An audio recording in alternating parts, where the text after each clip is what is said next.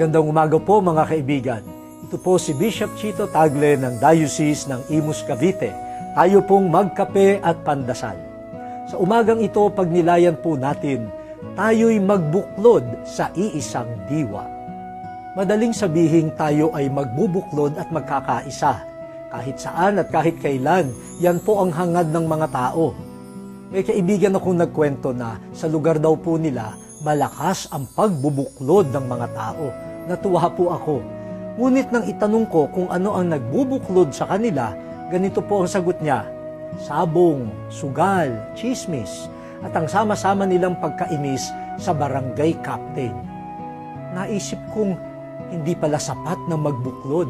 Dapat ding alamin kung ano ang nagtatali sa atin sa isa't isa. Maganda sana kung tayo ay magkaisa sa diwang marangal. Ang ating pagpupunyagi tungo sa kabutihan, katotohanan, katarungan, pagmamahal at kapayapaan. Yan ang mas matibay na bukluran. Pagsikapan po nating buuin yan sa araw na ito. Manalangin po tayo. O Diyos, tipunin mo po ang nagkakahati-hati. Bigyan po ninyo ng iisang puso at iisang diwa. Amen.